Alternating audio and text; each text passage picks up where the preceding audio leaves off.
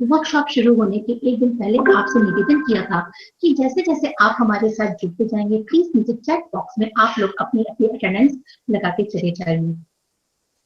यदि किसी भी पार्टिसिपेंट्स की जानकारी नीचे नहीं होती है, उसका विवरण नीचे नहीं होता है, तो उसका अभिप्राय यही समझा जाएगा कि वो इस मीटिंग में हमारे साथ में नहीं था।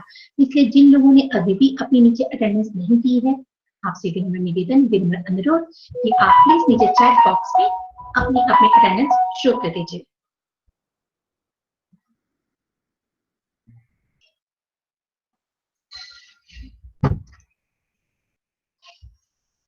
डॉक्टर आरती जी, मैं डॉक्टर नमिता जी को कॉल कर रही हूँ, प्लीज तब तक आप संभालेंगे मेरे बिहाफ पे? जी ma'am. Please.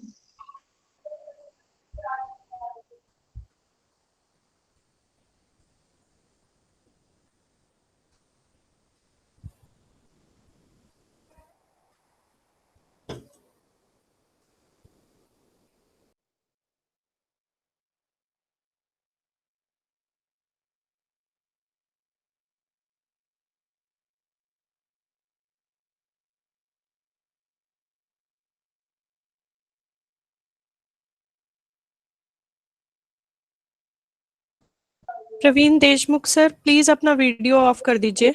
Doctor Aarti ji. जी मैम। डॉक्टर नमिता जी आ रही हैं हमारे साथ में, तो प्लीज आप उनको देखिएगा। विश्व पटल पर इस समय हमारे साथ 116 प्रतिभागी जुड़ चुके हैं। मैं देख पा रही हूँ कि मॉरिशस से प्रोफेसर के झा, महात्मा गांधी संस्थान मॉरिशस से हमारे साथ में हैं। डॉक्टर साहब, इस विश्व पटल पर मैं डॉक्टर लक्ष्मी आपका शत वंदन करती हूँ, अभिनंदन करती हूँ। इसी के साथ देश के कोने कोने से जुड़े हुए वरिष्ठ विद्वानों का, वरिष्ठ प्रवक्ताओं का, जो विभिन्न विश्वविद्यालयों और विभिन्न महाविद्यालयों को यहाँ पे रिप्रेजेंट कर रहे हैं, मैं आप सभी का भी हार्दिक स्वागत करती हूँ, वंदन करती हूँ, अभिनंदन करती हूँ। जैसा कि हम सभी जानते हैं कि पिछले 2 दिनों से revised assessment and accreditation framework of net for colleges विषय पर हमारी यह कार्यशाला चल रही है। बहुत सारी प्रतिक्रियाएं आ रही हैं, सभी ने अपने अपने विचार दिए हैं कि आपको यह वर्कशॉप कैसी लग रही है। मेरा आप सभी से निवेदन कि आपके विचार हमारे लिए अमूल्य हैं, आप सभी के विचार हमारे लिए एक अमूल्य खाती हैं। अतः आप सभी से अनुरोध कि आपको हमारी यह वर्कशॉप कैसी लग रही है, इस विषय को अगर हम लिखित रूप में कर लें तो ये भविष्य के लिए एक अमूल्य निधि हो जाएगी। तो मेरा आप सभी से अनुरोध कि आपको हमारी यह वर्कशॉप कैसी लग रही है, पेन उठाइए, कागज उठाइए और लिख भेजिए हमको। हमारे कॉलेज की वेबसाइट पे हमारे कॉलेज की मेल आईडी है, उस पे आप सभी के विचारों का स्वागत है। इसी के साथ आप हमको भेज सकते हैं डॉक्टर लक्ष्मी गुप्ता 111@gmail.com पर भी। नीचे चैट बॉक्स में आपको ये दोनों मेल आईडीज मिल जाएंगी, हमारे कॉलेज की भी मेल आईडी और मेरी भी मेल आईडी। तो आप सभी के विचारों का हार्दिक स्वागत है।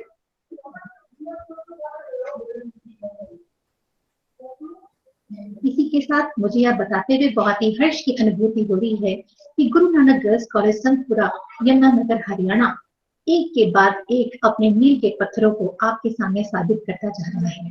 दोस्तों, अगर यह संभव हो पाया है तो आप सभी के सहयोग से हो पाया है। अपने ऑनलाइन कार्यक्रमों की इसी श्रृंखला में गुरु नानक गर्ल्स कॉलेज आपके सामने लेकर आ रहा है 22 मई से एक दूसरी वर्कशॉप भी, जो कि रिसर्च मैथोलॉजी के ऊपर डिपेंड है और कहीं ना कहीं यह फैकल्टी डेवलपमेंट प्रोग्राम है। तो दोस्तों, इस वर्कशॉप में भी आप सभी का हार्दिक स्वागत है, हार्दिक वंदन है, अभिनंदन है। मेरा पूरा प्रयास कि आज सेशन समाप्त होने के बाद जब आपको आज की रिकॉर्डिंग्स भेजी जाएगी, लिंक्स भेजे जाएंगे, तो उसी के साथ ही मैं कोशिश करूंगी कि हम आपको अपना आमंत्रण पत्र भी प्रेषित करें। आपका हमारे साथ आना हमारे कार्यक्रम की सफलता का द्योतक होगा। उसमें मैं डॉक्टर लक्ष्मी अपने पूरे महाविद्यालय परिवार की ओर से, अपनी प्राचार्य महोदया की ओर से, अपनी मैनेजमेंट की ओर से मैं आप सभी का स्वागत करती हूँ, सभी का अभिनंदन करती हूँ।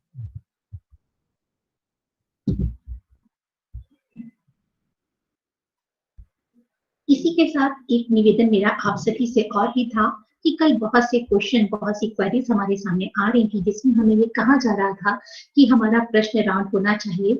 मैंने डॉक्टर नमिता जी से बात करी है, उन्हें कहीं पे कोई भी आपत्ति यद्यपि नहीं है प्रश्नों के उत्तर देने में, क्योंकि डॉक्टर नमिता जी बहुत ही व्यस्त हैं और बहुत ही अपने अति व्यस्ततम समय में से उन्होंने हम सभी के लिए ये समय निकाला है।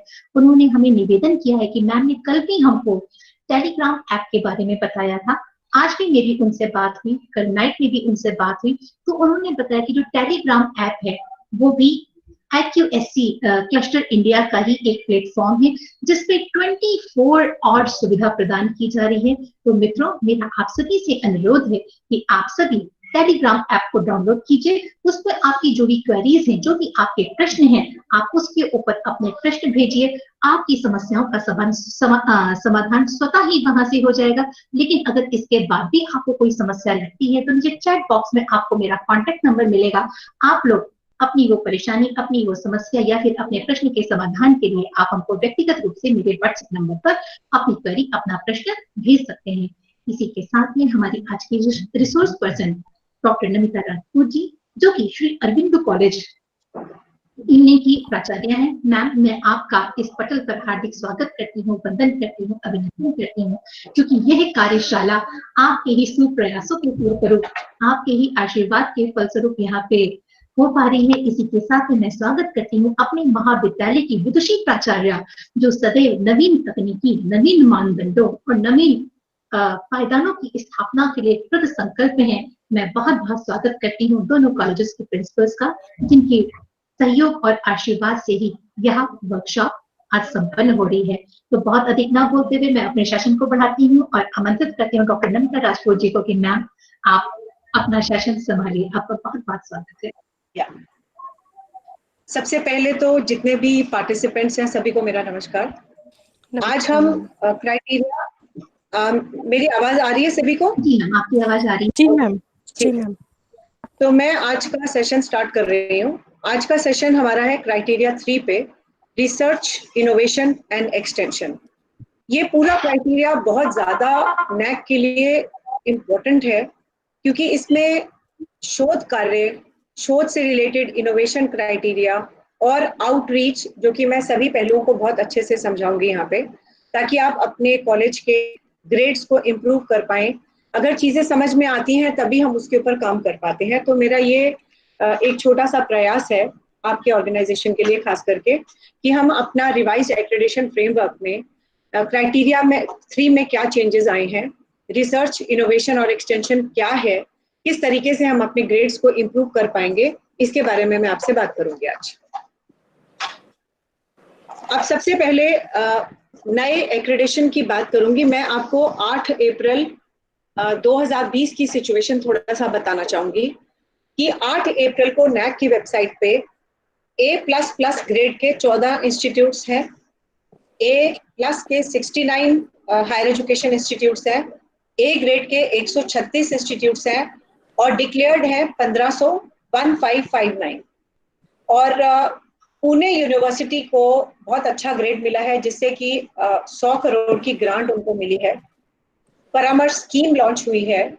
तो ये कुछ मतलब मैं आपको चीजें बता रही हूँ कि इसी तरह की वर्कशॉप से ग्रेडिंग जो है वो 15% इम्प्रूव हुई है। तो आप ये समझ सकते हैं कि इन वर्कशॉप्स का कितना महत्व है, क्योंकि आपको हर क्राइटेरिया के बारे में, कैसे आपको काम करना है, किस दिशा में आपको मूव करना है, कैसे आपको डॉक्यूमेंटेशन बनाने हैं, कैसे मेट्रिक वाइज आपको काम करना है, इसकी जानकारी दी जाती है।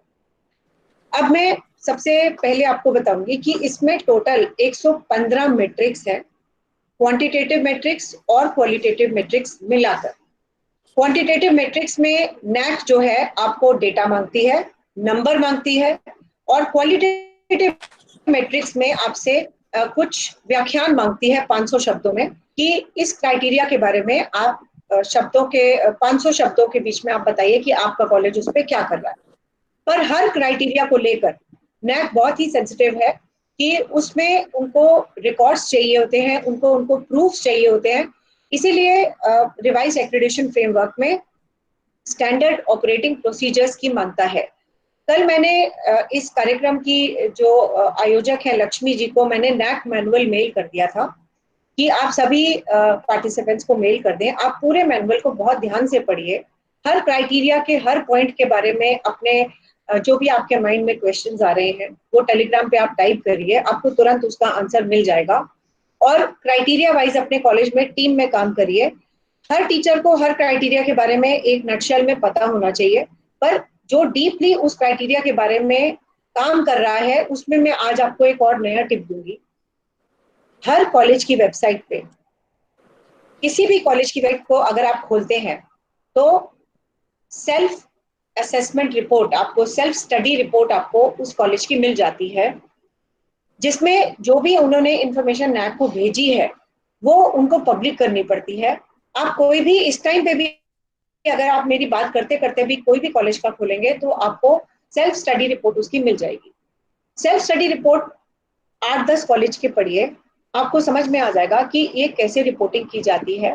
थोड़ी सी ट्रेनिंग चाहिए होती है, और ट्रेनिंग अगर आप डेडिकेटेडली खुद ही पढ़ेंगे डॉक्यूमेंट को तो आपको बहुत अच्छे से समझ में आ जाएगा। और मैं ओवरव्यू हर क्राइटेरिया का आपको मैं यहाँ पे दे रही हूँ।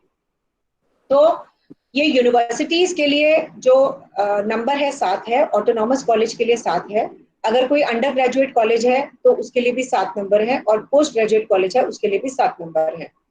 टोटल जो की इंडिकेटर्स की हम बात करते हैं वो 34 है। यूजी पीजी कॉलेज के लिए एक। हेलो, मैं मेरी आवाज जा रही है सब तक? मैं आवाज जी मैम, मेरी आवाज सुन? जी मैम, अच्छा ठीक है, जी मैम, आपकी आवाज आ रही है। It's audible. ठीक। मैं अब आपको बता रही हूँ कि टोटल की इंडिकेटर्स इस पर्टिकुलर तीसरे क्राइटेरिया के 34 है यूनिवर्सिटी के लिए, ऑटोनॉमस कॉलेज के लिए भी 34 है, और यूजी पीजी में सिर्फ एक का फर्क है। यूजी कॉलेजेस में 31 है और पीजी कॉलेजेस में 32 है। अब हम आ जाते हैं क्वालिटेटिव मैट्रिक्स पे। क्वालिटेटिव मैट्रिक्स यूनिवर्सिटीज में इस पर्टिकुलर क्राइटेरिया को लेकर 36 है, 36, 36 और 35 है ऑटोनॉमस कॉलेजेस के लिए। और यूजी पीजी में थोड़ा सा एक क्वालिटेटिव मैट्रिक्स ज्यादा है पीजी कॉलेजेस में, वो 36 है, और यूजी कॉलेजेस 35 है। मैं आपको यूजी और पीजी का इसलिए डिफरेंस बता रही हूँ कि यहाँ पे ऐसे बहुत सारे संस्था के लोग जुड़े हैं जिसके अंदर पीजी रन कोर्सेज हो रहे हैं, किसी में सिर्फ यूजी रन हो रहे हैं, तो इसलिए मैं उनको अलग अलग बता रही हूँ। हमेशा पीजी का क्राइटेरिया 1 या 2 ज्यादा होता है, कम नहीं होता है, क्योंकि उनके कंप्लायंसेस थोड़े से ज्यादा नेक उसकी तरफ केंद्रित करता है कि आपको थोड़े से ज्यादा कंप्लायंस करने हैं, बट ज्यादा फर्क नहीं होता। क्वालिटेटिव की इंडिकेटर्स में 1 या 2 का ही फर्क होता है। तो मैंने आपको बताया कि टोटल क्राइटेरिया यूनिवर्सिटी के लिए इस मतलब रिवाइज एक्रेडिटेशन फ्रेमवर्क में 7 है, की इंडिकेटर्स 34 है, क्वालिटेटिव मैट्रिक्स 36 है, क्वांटिटेटिव मैट्रिक्स 79 है, और टोटल मैट्रिक्स 115 है। इन चीजों को लिखने की आप कोशिश ना करें, क्योंकि ये सारी की सारी चीजें नैक के मैनुअल में बहुत क्लियरली मेंशन है, और वो मैंने लक्ष्मी जी को कल मेल भी कर दिया है, और मैंने आपको कल बताया भी था कि नैक की वेबसाइट पे ये बहुत सामने जनवरी 2020 में अपलोड हुआ था, उसी को आपको डाउनलोड करके उसी को ही आपको समझना है। अब आप आ जाइए, इंफॉर्मेशन जो आपको एसएसआर में देनी है, आपको क्वेश्चन आंसर फॉर्म में भी देनी है, आपको टेबुलर फॉर्म में भी देनी है, किस तरीके से आपको देनी है, इसके लिंक्स और इसके स्टैंडर्ड ऑपरेटिंग प्रोसीजर्स मेंशन्ड है। अब मैं नटशेल को बताने के बाद मैं इस पर्टिकुलर क्राइटेरिया के बारे में डीपली बताऊंगी। इसके अंदर 5 की इंडिकेटर्स है, दोबारा से बताऊंगी। रिसर्च, इनोवेशन और एक्सटेंशन क्राइटेरिया को लेकर इसके अंदर 5 की इंडिकेटर्स है। पहला की इंडिकेटर है रिसोर्स मोबिलाइजेशन फॉर रिसर्च, दूसरा है इनोवेशन इकोसिस्टम, तीसरा है रिसर्च पब्लिकेशन एंड अवार्ड्स, चौथा है एक्सटेंशन एक्टिविटीज, और पांचवा है कोलैबोरेशंस। तो मैं सभी का इसके अंदर अलग अलग यूजी पीजी के लिए भी बताऊंगी, और सभी के कितने मापदंड हैं, कितने मार्क्स नैक आपको इसके लिए देती है वो भी बताऊंगी। रिसोर्स मोबिलाइजेशन फॉर रिसर्च ये पहला की इंडिकेटर है। यूजी और पीजी कॉलेजेस के लिए इसकी जो मापदंड है वो है 15 नंबर, दोनों के लिए 15 नंबर है। इनोवेशन इकोसिस्टम, जिसको मैं पूरा व्याख्यान आपको अलग से भी दूंगी, यूजी के लिए इसको कोई भी इंपॉर्टेंस नहीं है, और पीजी के लिए इसको 10 नंबर देती है। रिसर्च पब्लिकेशंस और अवार्ड्स एक इंस्टीट्यूशन को जो भी मिले हैं उसका जो इम्पोर्टेंस है वो 15 नंबर की है। पीजी कॉलेज में इसकी इम्पोर्टेंस थोड़ी सी ज्यादा है 10 नंबर से, और उसकी मान्यता यहाँ पे है 25 नंबर की। उसके बाद हम आ जाते हैं एक्सटेंशन एक्टिविटीज पे, जिसके अंदर हम एनएसएस की बात करेंगे, कोई सोशल सर्विस की बात करेंगे, एक्सटेंशन एक्टिविटीज की बात करेंगे, या किसी संस्था के साथ आपने हाथ जोड़कर किसी के एमओयू साइन कर अगर आप कोई भी सोशल एक्टिविटीज कर रहे हैं उसकी बात करेंगे। तो इसके यूजी कॉलेजेस में 60 नंबर है, क्योंकि इससे बच्चे बहुत चीजें सीखते हैं। और पीजी कॉलेजेस में इसकी जो मार्क्स हैं वो है 50। जितनी भी आप कोलैबोरेशंस कर सकते हैं अलग अलग संस्था के साथ, जैसे हमारी औरबिंदो इवनिंग कॉलेज की जो collaboration Guru Nanak girls college के साथ है, इस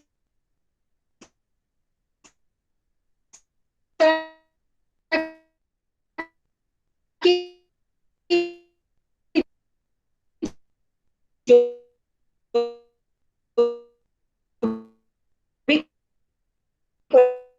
कोलैबोरेशन बताना चाहूंगी कि जैसे हमारे कॉलेज में इंफ्रास्ट्रक्चर की कमी है, गुरु नानक कॉलेज में इंफ्रास्ट्रक्चर अच्छा है। कोई भी बड़ा इवेंट किया तो हमने उनका इंफ्रास्ट्रक्चर यूज कर लिया। कोई चीज हमारी अच्छी है तो हमारी चीज यूज की कर ली गई। हमारे पास स्पोर्ट्स ग्राउंड नहीं है तो हमने किसी और का स्पोर्ट्स ग्राउंड यूज कर लिया और उसके लिए एमओयू साइन कर लिया।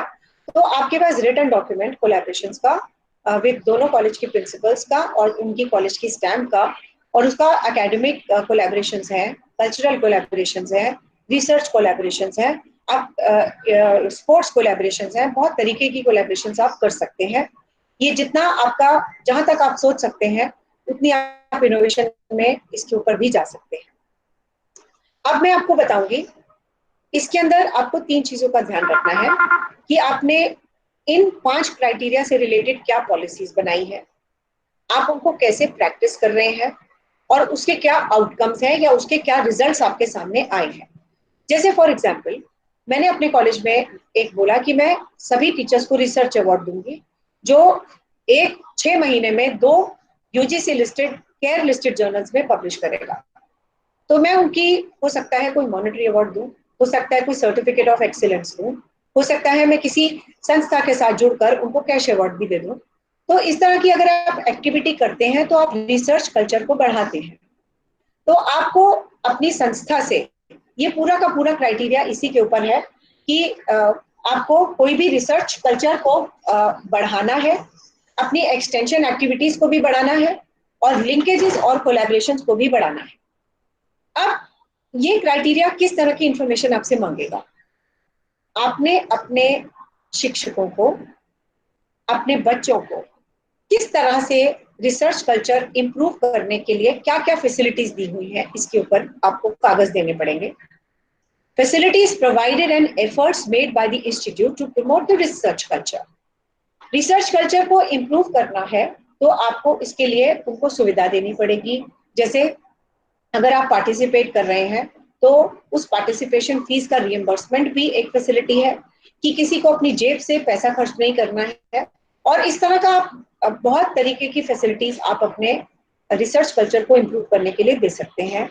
आप एक रिसर्च लैब बना सकते हैं अपने कॉलेज में जहाँ पे इंटरनेट फैसिलिटी हो, कंप्यूटर की फैसिलिटी हो, जहाँ पे टीचर और बच्चे जो भी उनका फ्री टाइम है वहां पे बैठकर रिसर्च कर सकें और जितने भी पेड जर्नल्स हैं, ई रिसोर्सेज हैं, उनका फायदा उठा सकें। जितना हो सके आपको ई रिसोर्सेज उन तक अवेलेबल करने चाहिए। सबसे इम्पोर्टेंट बात मैं आपको ये बताना चाहूंगी कि सारी संस्थाएं कोशिश ये करती हैं कि रिसर्च कल्चर प्रमोट करें, बट वहीं के शिक्षकों को, वहीं के बच्चों को ये पता नहीं होता कि अच्छा ये फैसिलिटी हमारे कॉलेज में भी मिल रही है। तो प्लीज जो भी आप फैसिलिटी प्रोवाइड कर रहे हैं उसका आपको पूरा ब्यौरा, उसका व्याख्यान, उसके ऊपर अवेयरनेस वर्कशॉप भी देनी चाहिए।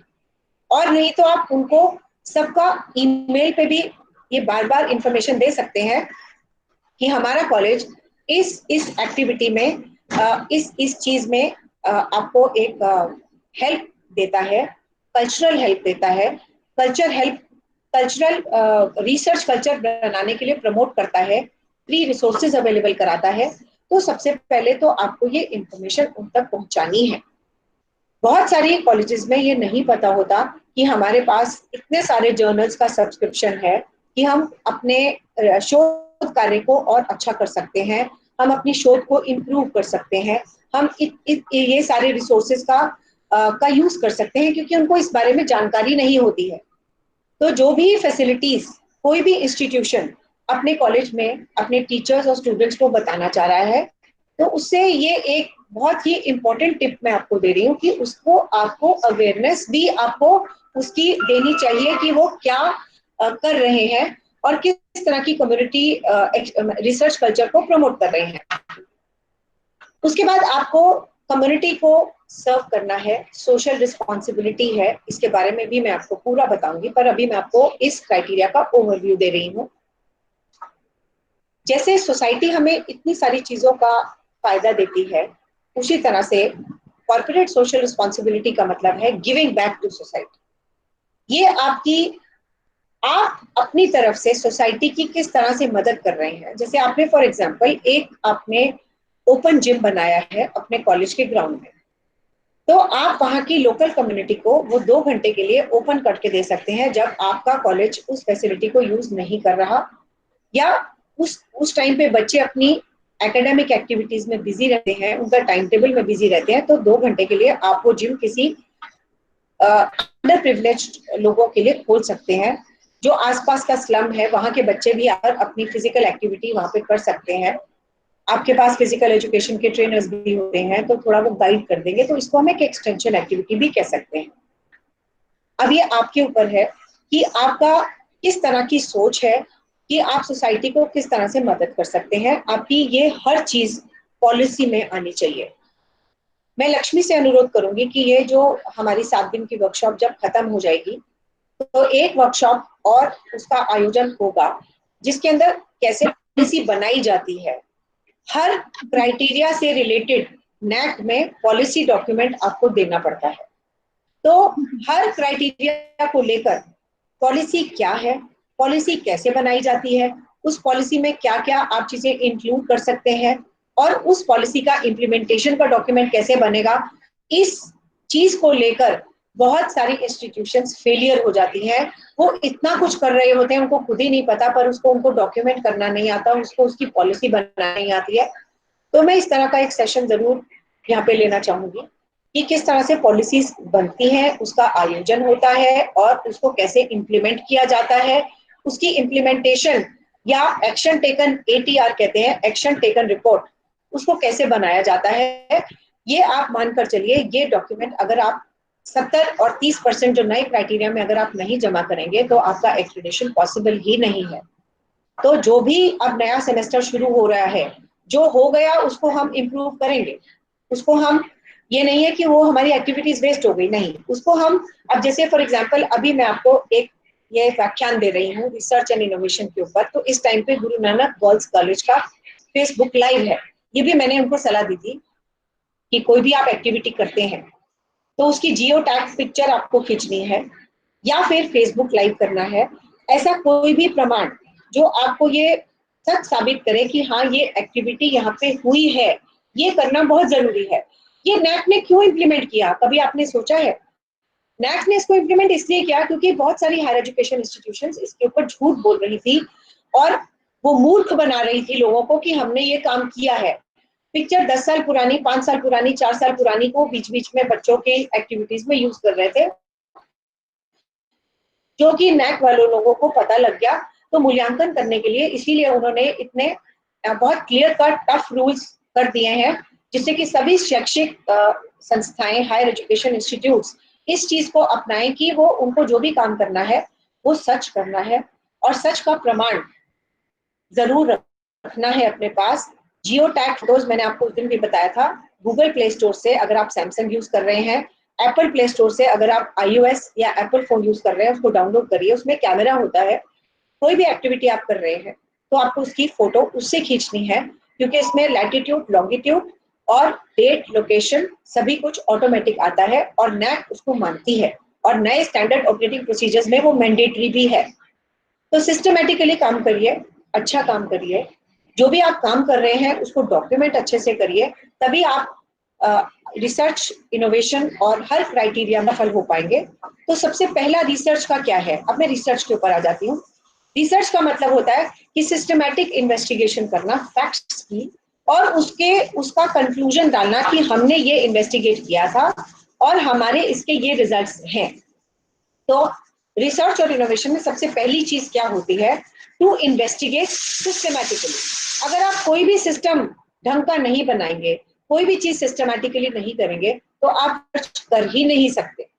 उसके बाद आप अपने जितने भी वो हैं आपके फैकल्टी मेंबर्स हैं या जितने भी उसके स्टूडेंट्स हैं, उनको आपने रिसर्च के बारे में मोटिवेट करना है, उसको रिसर्च के बारे में बताना है कि किस तरह से रिसर्च करनी है और कैसे आप उसको मोटिवेट कर सकते हैं। जैसे आपको रिसर्च डिग्री की तरफ मोटिवेट करना, आप ये मानकर चलिए कि जितना आप एजुकेटेड होते जाएंगे, जितनी आपके पास डिग्रीज आती जाएंगी, उतनी ही आपकी रिस्पेक्ट सोसाइटी में भी बढ़ेगी, आपको उसका इंसेंटिव भी मिलेगा और आपको उससे रिलेटेड प्रमोशन भी मिलेगी। तीसरा मैं आपको ये कहना चाहूंगी कि जितने भी चैलेंजेस आपकी ऑर्गेनाइजेशन फेस कर रही है रिसर्च को लेकर, as a head of the institution, as the core college development committee, आपको उनके ऊपर वर्क करना चाहिए। आप अपनी गवर्निंग काउंसिल, गवर्निंग बॉडी के मेंबर्स को उसमें इन्वॉल्व करिए, उनसे सर्वे करवाइए कि देखिए हमारे यहाँ पे इन इन चीजों की प्रॉब्लम है, और मूल्यांकन को सामने रखिए। नैक मैनुअल को हमेशा सामने रखिए अपने गवर्निंग काउंसिल के, कि अगर हमने अपने हायर एजुकेशन इंस्टीट्यूट को अच्छे ग्रेड पे लेके जाना है तो ये हमारे लिए ऑप्शन नहीं है, हमें ये काम करने हैं।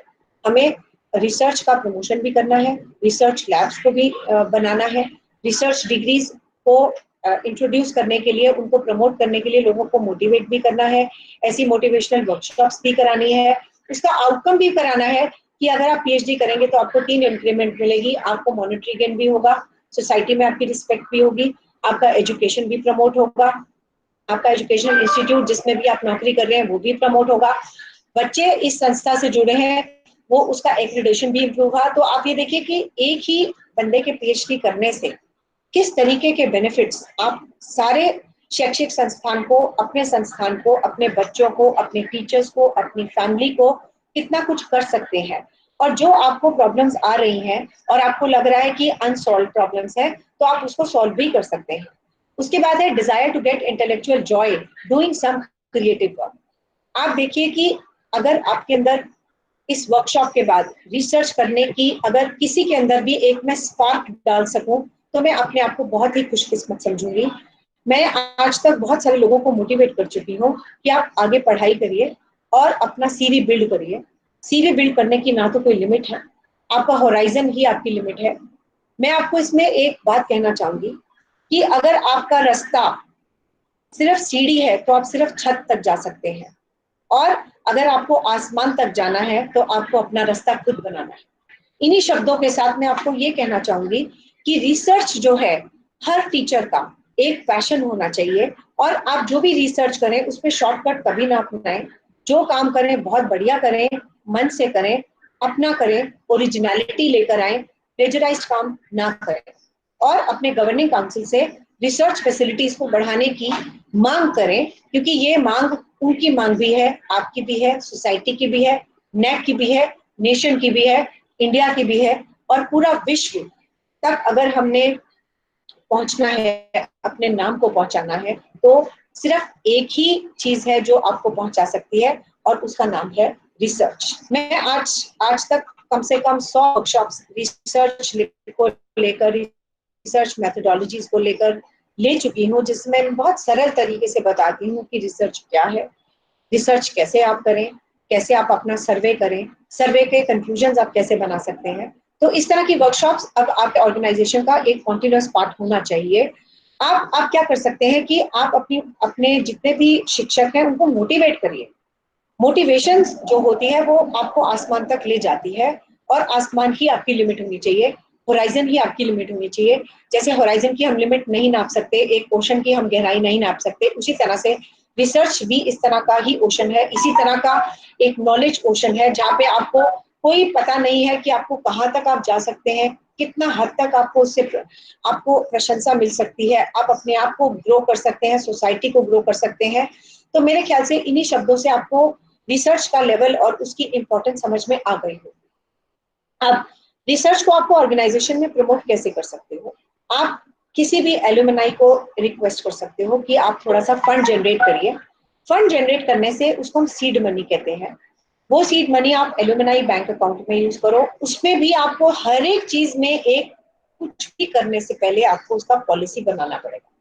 अगर आप अपनी मर्जी से कोई भी फंड कहीं से भी कुछ भी यूज करोगे तो आप प्रॉब्लम में आ सकते हो, आपकी प्रिंसिपल प्रॉब्लम में आ सकती है, आपके टीचर्स प्रॉब्लम में आ सकते हैं।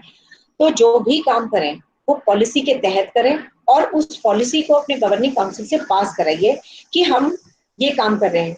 अगर आप ऐसा कोई भी काम कर रहे हैं जिसके अंदर आप रिसर्च अवार्ड्स कर रहे हैं, तो आप अगर आपने अपनी गवर्निंग काउंसिल से आपने कोई भी परमिशन नहीं ली है तो आप सर्टिफिकेट ऑफ एक्सीलेंस दे सकते हैं, उनको उनका नाम छपवा सकते हैं, मीडिया में देते हैं, उनके लिए वो भी बहुत बड़ा मोटिवेशन लेवल होता है। उसके बाद है आप कुछ कॉलेज के डेडिकेटेड पेजेस पर रिसर्च का टैब जरूर बनवाइए, रिसर्च का बटन बनवाइए जहां पे जो भी आपके, और वो एडिटेबल बटन होना चाहिए जिसके अंदर जो भी काम कर रहा है आपका शिक्षक, उसके अंदर उसको प्रॉब्लम हो सकती है, अगर वो उसको उससे बहुत फायदा हो सकता है अगर वो अपडेट करता रहता है अपने रिसर्च अकाउंट को। तो रिसर्च अकाउंट को रिसर्च टैब के द्वारा अपनी वेबसाइट के पे बटन के द्वारा आप अपनी शैक्षिक संस्थानों को बहुत ही ऊपर ले जा सकते हैं। जो भी आपके ऑर्गेनाइजेशन के बारे में जानना चाहेगा कि यहाँ के लोग कितना रिसर्च कर रहे हैं, उसको सिर्फ आपकी वेबसाइट खोलनी है और रिसर्च का बटन दबाना है। रिसर्च का बटन दबाते ही department wise, teacher wise publications उनको दिखें। तो ये काम आप सबसे पहले कराइए। अगर आपकी वेबसाइट्स पे जो भी मेरी बात सुन पा रहे हैं, ये आपके लिए बहुत ही इंपॉर्टेंट चीज है कि आप ये काम अपने ऑर्गेनाइजेशन में कराइए। अगर आप शिक्षक के रूप में इस वर्कशॉप में जुड़े हैं या एक डायरेक्टर की हैसियत से जुड़े हैं, तो आप अपनी अपनी वेबसाइट पे, मैं भी ये काम करवा रही हूँ, रिसर्च मोबिलाइजेशन करने के लिए, रिसर्च का व्याख्यान करने के लिए, रिसर्च का बताने के लिए कि आपके शिक्षक रिसर्च कितना कर रहे हैं, इसके बारे में अपनी वेबसाइट्स पे एक बटन बनवाना चाहिए जिसको हम शोध बटन या रिसर्च बटन भी कह सकते हैं।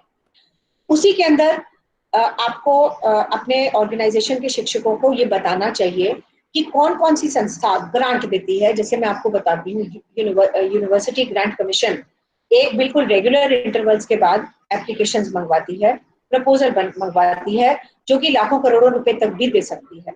तो आप अपने शिक्षकों को इस लाइन पे लगाइए कि आप उनको डेडलाइंस, आपकी एक कमेटी होनी चाहिए जिसका सिर्फ ये काम है कि वो बच्चों को और टीचर्स को हमेशा जो भी अपकमिंग स्कीम्स हैं गवर्नमेंट की, प्राइवेट की, उन ग्रांट्स के बारे में सेंसिटाइज करें।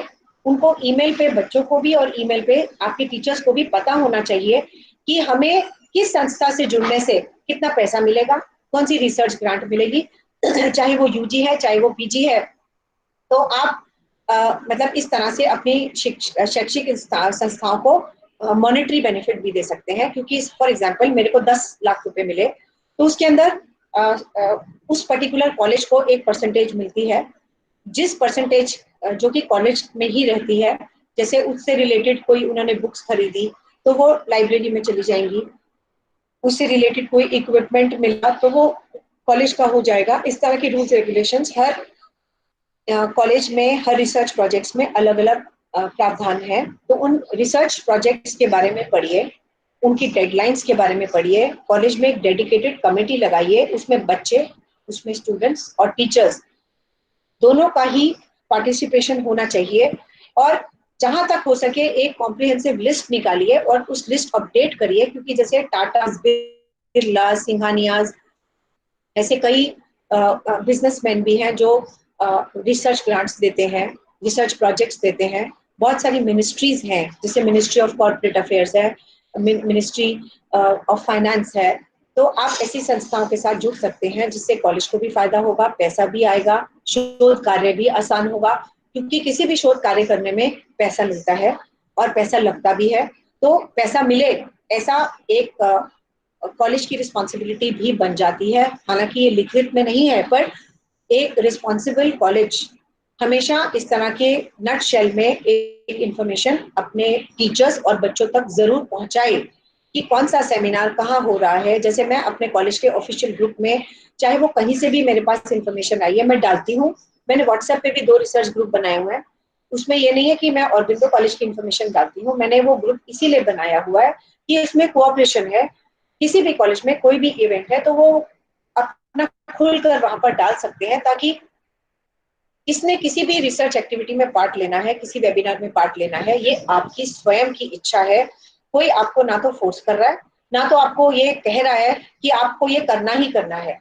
वो जो रिसर्च प्लेटफॉर्म्स है, ये मैं आप सोच रही हूँ कि मैं टेलीग्राम पे भी एक रिसर्च प्लेटफॉर्म बनाऊं सिर्फ इंफॉर्मेशन देने के लिए कि कौन सी ग्रांट कहाँ से मिल रही है, उसमें इस तरह की इंफॉर्मेशन शेयर करें सभी लोग, तो सभी को फायदा होगा। सारी शैक्षिक जितने भी हायर एजुकेशन इंस्टीट्यूट्स हैं, वो जो टेलीग्राम का फोरम है, इसी तरह का यूट्यूब का फोरम भी हम बना सकते हैं जिसमें विन विन सिचुएशन है। हमारी बहुत सारी अपॉर्चुनिटीज हम लूज इसीलिए कर जाते हैं कि हमें ये पता ही नहीं होता कि अच्छा हमें ये चीज की यहाँ से ग्रांट मिल सकती थी, यहाँ से हमें 15-20 कंप्यूटर मिल सकते थे, यहाँ से हमें पैसा मिल सकता था। तो इस तरह की चीजों के लिए हमारे 15 नंबर नैक हमें देता है। अब मैं 3.1 क्राइटेरिया पे आ रही हूँ, रिसोर्स मोबिलाइजेशन फॉर रिसर्च। इसके अंदर ये क्वांटिटेटिव मैट्रिक्स है, इसके 5 नंबर हैं। इसमें जितने भी ग्रांट आपको रिसर्च प्रोजेक्ट्स जो कि गवर्नमेंट और नॉन गवर्नमेंट सोर्सेज से मिली है, उसका व्याख्यान देना है। और 3.1.3 में ये क्वांटिटेटिव मैट्रिक्स है, फिर से इसमें आपको परसेंटेज बताना है डिपार्टमेंट्स का कि आपका कौन सा एजेंसी ने आपके किस डिपार्टमेंट को फंड किया। ये दोनों ही इंफॉर्मेशन पिछले 5 सालों की आपको कलेक्ट करनी है और दोनों ही क्वांटिटेटिव मैट्रिक्स है और दोनों के ही 5 नंबर होंगे। इसमें आपको फर्दर मैं बताती हूँ कि जैसे मैंने फॉर एग्जांपल मैंने 3 प्रोजेक्ट किए हैं। एक प्रोजेक्ट मैंने यूनिवर्सिटी ग्रांट कमीशन से किया था जिसमें मुझे 8 लाख या 9 लाख की ग्रांट मिली है, मैं एग्जांपल दे रही हूँ। एक मैंने मिनिस्ट्री ऑफ कॉर्पोरेट अफेयर्स से किया था, एक मैंने यूनिवर्सिटी ऑफ दिल्ली से किया था। तो आपको ये सभी चीजें मेंशन करनी है कि उसमें प्रिंसिपल इन्वेस्टिगेटर मतलब पहला नाम किसका था, को प्रिंसिपल इन्वेस्टिगेटर मतलब दूसरा नाम किसका था, आप चाहे पीआई हैं चाहे को पीआई हैं, आपके प्रोजेक्ट की क्या ड्यूरेशन थी, आपके प्रोजेक्ट का क्या नाम था, आपको उस प्रोजेक्ट में कितना पैसा मिला, आपको उस प्रोजेक्ट में से किसने पैसा दिया, आपका ये प्रोजेक्ट कब सैंक्शन हुआ, आपके किस डिपार्टमेंट को मिला, फिजिकल एजुकेशन, अप्लाइड साइकोलॉजी को मिला, कॉमर्स को मिला। तो ये आपको सभी चीजों का व्याख्यान देना है। यूजी कॉलेज में भी और पीजी कॉलेज में भी सेम इंफॉर्मेशन देनी है। तो इसका आपको एक डॉक्यूमेंट बनाना है जिसके अंदर आपको ई कॉपीज बनानी है अवार्ड लेटर्स की, जिसमें आपको ग्रांट हुआ, कितना पीरियड था, क्या डूज एंड डोंट थे, क्या क्या इक्विपमेंट आपने उसमें खरीदा, कौन से चीजें जैसे पेन ड्राइव्स हैं तो ये चीज तो खत्म हो जाती है, कुछ ऐसे इक्विपमेंट होते हैं जो आपको वापस करने पड़ते हैं। तो आपको इक्विपमेंट की कितनी ग्रांट मिली, किताबों की कितनी ग्रांट मिली, तो ये सब आपको पूरी की पूरी इंफॉर्मेशन देनी है। फिर आपको ये बताना है कि पिछले 5 सालों में आपके कॉलेज के कितने लोग अप्रूव्ड गाइड्स बने, कौन कौन सी इंस्टीट्यूशंस के साथ उनको अप्रूव्ड गाइड का टाइटल हासिल हुआ, तो वहां के पर्टिकुलर यूनिवर्सिटी का गाइड का लेटर कि आप इस यूनिवर्सिटी के अप्रूव्ड गाइड हो, इसकी इंफॉर्मेशन भी आपको देनी है। ये 3.1.2 में आपको देनी है। तो आप लोगों को प्रमोट करिए कि आप अपने अंडर बच्चों को शोध कार्य करवाइए, क्योंकि इससे जितने आपके टीचर इससे जुड़ेंगे कॉलेज को उतना ही नाम मिलेगा। इसके अंदर आपको उन टीचर्स का नाम देना है, उनकी ई कॉपीज देनी है और क्या क्या कौन कौन सी इंस्टीट्यूशन में वो कब से गाइड है और किस असेसमेंट पीरियड में वो जुड़े, इसका व्याख्यान आपको उसमें देना है। दूसरे कॉलेज के गाइड की इंफॉर्मेशन इसमें आपको नहीं देनी, आपको अपनी संस्था के बारे में ही बताना है। अब मैं आपको बताऊंगी 3.1.3, ये यूजी कॉलेजेस के लिए है। इसमें number of seminar, number of conference, number of workshops conduct की गई पिछले 5 सालों में, उसका व्याख्यान देना है। आपको यहाँ पे एक बात बताना चाहूंगी कि यहाँ पे नैक में नया काम चल रहा है, वो वेबिनार को भी workshop oblique seminar oblique webinar करने की पूरी तैयारी में है और इसका बहुत जल्द आपको मैं अपडेट भी दूंगी। तो अभी जैसे हम जो भी वेबिनार कर रहे हैं, जो भी वर्कशॉप्स कर रहे हैं, प्लीज उसका सारा डेटा रखिए, उसका नोटिस रखिए, उसका जो आपने पोस्टर बनाया था वो रखिए, और आपका गूगल फॉर्म में कितना रजिस्ट्रेशन आया, कितने कितने स्टेट से लोग जुड़े, कितने कितने बच्चे जुड़े, कौन कौन से, इसमें तो ऑटोमेटिक आपकी इन्फॉर्मेशन बनाई आपके पास आ रही है। तो अभी तक मैं जैसे औरबिंदो इवनिंग कॉलेज में 25 वेबिनार करा चुकी हूँ। तो ये चीज मतलब बहुत ही इम्पोर्टेंट है हर कॉलेज के लिए कि वो एक्टिविटी रिपोर्ट रखें। और आप देखते हैं कि हर एक्टिविटी के बाद प्रेस रिलीज आता है, तो प्रेस रिलीज को भी नैक मानती है। तो अटेंडेंस जैसे आपके पास चैट बॉक्स में है, चैट बॉक्स को आप पूरा प्रिंट आउट की फॉर्म में ले सकते हो। अगर आप इसका प्रिंटेबल नहीं है तो एक आपके लैपटॉप्स पे और कंप्यूटर पे प्रिंट स्क्रीन का ऑप्शन है, तो प्रिंट स्क्रीन का ऑप्शन प्रेस करिए और उसको आप नोट करते जाइए कि आपको क्या क्या हो रहा है।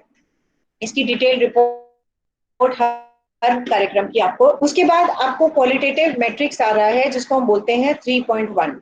इसके अंदर आपको इंफॉर्मेशन शेयर करनी है कि आपकी कौन कौन सी एजेंसीज आपको फंड कर रही हैं, आपके कॉलेज में कौन कौन सी वर्कशॉप कराई, आपने टीचर्स को कैसे कैसे एनकरेज किया कि वो प्रोजेक्ट करें, आपने एक्टिविटीज एक्सप्लोर करी कि आप लोकल इंडस्ट्रीज के साथ कैसे जुड़ सकते हैं और वो इंडस्ट्री कैसे सपोर्ट कर सकती है, आपके टीचर्स को आपको इनकरेज करना है कि आप पीएचडी सुपरवाइजर बनिए। तो इस तरह का जो है 1 प्रोजेक्ट 2 टीचर्स और 1 डिपार्टमेंट, ये आपका टारगेट होना चाहिए। पिछले 5 साल के लिए आपका ये दिमाग में रखिए, आपका टारगेट होना चाहिए कि 5 साल में कम से कम 1 प्रोजेक्ट टीचर करे या 2 टीचर्स एक डिपार्टमेंट से रिसर्च गाइड बने। ये इसका मापदंड है नहीं है, पर ये एक बेस्ट प्रैक्टिस की तरह मैं आपको बता रही हूँ। तो आपको जैसे कहाँ कहाँ से फंड मिल सकता है उसकी इंफॉर्मेशन मैं आपको थोड़ी सी बताना चाहूंगी। जैसे ब्रिटिश काउंसिल देता है, एम्बेसी देती है, और जैसे आपका एक गोयथे इंस्टीट्यूट है, central institute of Indian languages है जिसमें हिंदी इंग्लिश काफी आपको सपोर्ट मिल सकती है। उसमें भारत हिंदी प्रचार सभा है, वो चेन्नई में, वो आपको मदद कर सकती है। टाटा इंस्टीट्यूट है सोशल रिसर्च का, ICSSR है, UGC है, नेशनल आर्काइव्स ऑफ इंडिया है, national Nehru memorial museum and library है, CII है, PhD चैम्बर्स ऑफ कॉमर्स है, इंडियन फेडरेशन ऑफ कॉमर्स है। तो अगर आप ये इंटरनेट पे डालेंगे तो आपको ये इमीडिएटली लिस्ट ऑटोमेटिक मिल जाती है कि कौन कौन आपको फंडिंग में मदद कर सकता है। उसके बाद 3.2 है, ये PG लेवल के लिए सिर्फ है, तो इसके 10 नंबर है। आपको एक ऐसा वर्कशॉप्स इस तरह की करानी है, आपको एक ऐसा इकोसिस्टम कराना है कि आप इनोवेशन को प्रमोट करें। जैसे इंक्यूबेशन सेंटर आप सेटअप कर सकते हैं, इंटेलेक्चुअल प्रॉपर्टी राइट्स की वर्कशॉप्स करा सकते हैं, आप अपने टीचर्स और बच्चों को ऐसे मोटिवेट कर सकते हैं कि वो नई नई चीजें कराएं।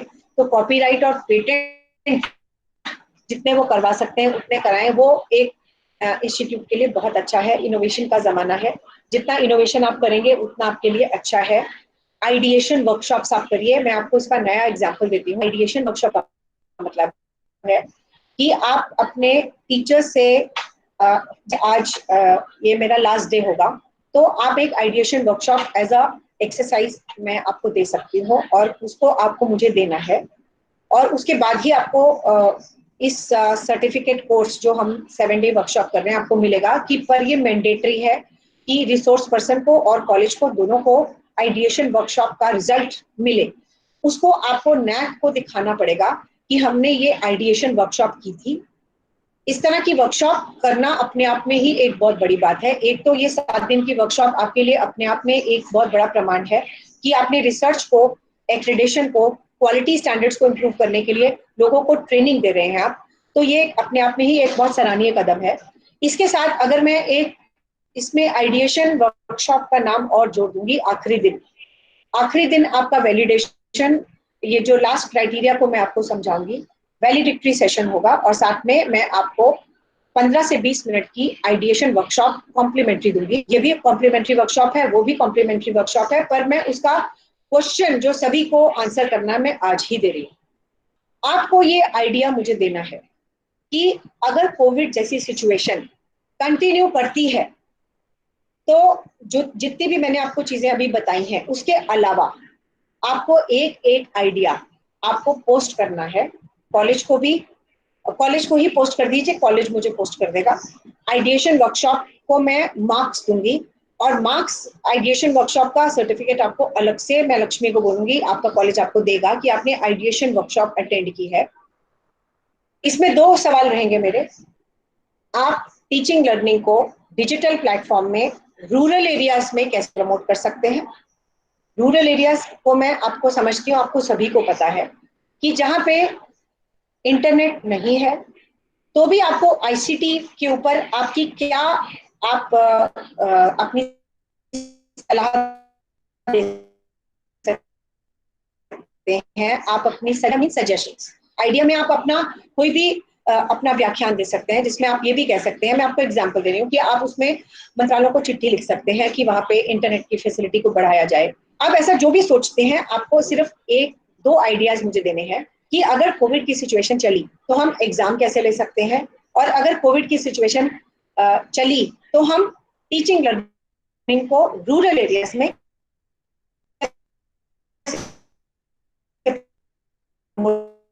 कर सकते हैं। ये 2 क्वेश्चन आइडिएशन और मुझे आपको ईमेल पे देने हैं, और मैं उसमें हर पार्टिसिपेशन का जो लास्ट वैलिडिटी सेशन में जो मुझे सबसे आइडिया अच्छा लगेगा उसको हम एप्रिसिएशन सर्टिफिकेट उसी वर्कशॉप में देना चाहेंगे। तो आप ये बेशक मुझे कल या परसों तक आप भेज सकते हैं, पर ये आइडिएशन वर्कशॉप जो हम वैलिडिटी के साथ जोड़ेंगे, और मैं वहां पे बताऊंगी कि मुझे ये आइडियाज मिले हैं, और ये हमारी बात सब पूरे नेशन तक जाएगी।